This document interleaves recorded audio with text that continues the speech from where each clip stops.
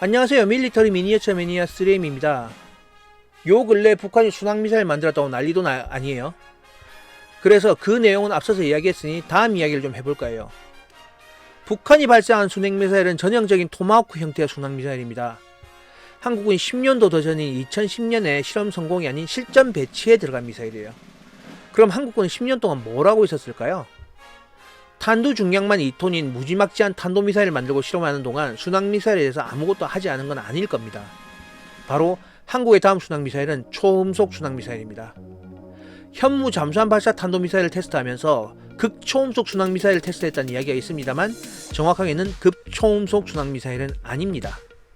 통상적인 분류상 극초음속 미사일은 마 5 이상을 의미하는 것으로 순항미사일이 음속의 5배를 넘는 것은 현재 기술로는 어려워요.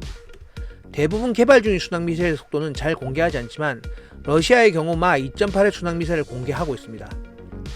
러시아군의 야혼트 미사일과 한국군의 미사일 사진을 보면 거의 일치하죠. 거기다 앞부분에 공기흡입구가 있는 특징도 놀랍게도 달라 있습니다. 네, 같은 미사일일 가능성이 있죠. 그리고 성능상 기존에 고정된 지상의 전술적 목표를 타격하는 순항미사일이 아니라 이동하는 함정을 타격하는 대한미사일로 설계되어 그 기능 역시 같이 보유하고 있는 걸로 보여요. 통상적인 순항미사일은 터보팬 엔진을 사용해서 음속을 넘는 수준의 속도를 만들어내기는 어렵습니다. 따라서 이 미사일은 터보팬이 아닌 고속 속도에도 동작 가능한 램제트 엔진을 통하여 운항합니다.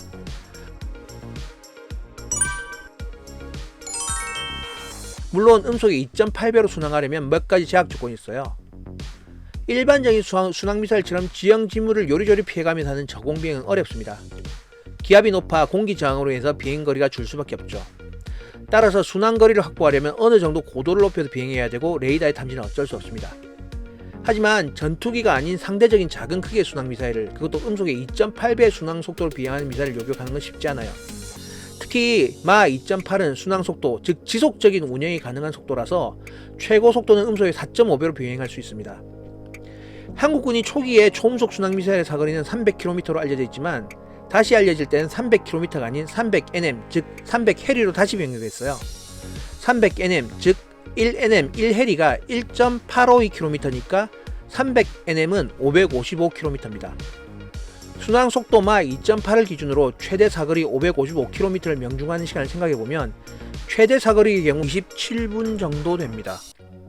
실제로 대응을 자동화하지 않은 상태에서의 요격 대응은 현실적으로 어려운 거죠. 이 미사일은 순항미사일이므로 안보리의 제재도 들어가지 않고 주변국에 대한 견제가 가능합니다. 기존 현무3 대비는 크고 비싼 미사일이에요. 현무3 대비 탄두 탑재량은 러시아의 원본 미사일을 감안해봤을 때 약 60% 수준밖에 되지 않아요. 즉 타격력 면에서는 많이 떨어지는 수준인 거죠. 현무 미사일 탄도 체계와 순항 미사일 체계를 보유한 한국군의 경우 북한만을 대상으로 초음속 미사일은 현재 그리 가성비가 유효한 수단은 아니에요. 스텔스 전투기, 순항 미사일, 탄도 미사일 정밀 타격 체제를 유지한 상황에서 초음속 미사일은 북한을 대상으로는 가성비가 안 나오는 체계죠. 하지만 주변국들을 대상으로 생각한다면 이야기가 좀 달라집니다. 일본과 중국을 가상으로 상정하면 항모 몇 척에 이지제한 몇 척이라고 상대국들이 가오를 잡아도 해성미사일과 초음속미사일을 혼합한 공격을 완벽하게 막아내기 어려우니까요. 북한의 지상 설치 탄도미사일 체계를 무력하기 위한 대응으로서 탄도 중량 300kg의 한국형 초음속 순항미사일은 위력은 매우 약한 수준이에요. 현무3의 500kg의 탄두도 높은 편은 아니죠. 탄도미사일의 경우는 낙하속도가 마 4에서 7은 가볍게 넘어가니까 운동에너지 역시 벙커를 뚫고 들어갈 정도의 수준이지만 순항미사일은 속도와 탄도의 내구성이 그 정도는 아니니까 위력 면에서 많이 떨어지는 수준입니다. 하지만 수상함의 타격지 기준으로 보면 달라집니다. 300kg의 탄두가 명중하면 침몰은 아니지만 전투력을 상실하기에 충분한 수준이기 때문이죠. 이지제함의 경우 스파이1 레이더나 항모의 경우 갑판에 한 방만 명중하더라도 실제적인 임무 수행은 불가능하죠. 완벽한 파괴도 좋지만 비행 갑판이 없는 항모, 레이더가 파괴된 이지제 정도만 하더라도 실제적인 전쟁 수행은 불가능하다고 하고 있어요.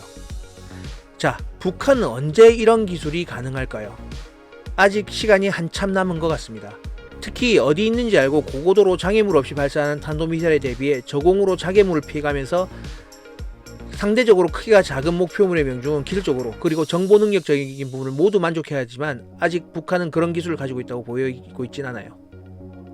다른 국가를 침략할 수 있는 기술이 아니라 누군가 우리를 건드리면 그리고 그 위치가 영토 아니건 밖이건 간에 상당한 부담을 가질 수 없는 힘을 보여주는 것 같아서 마음이 든든합니다.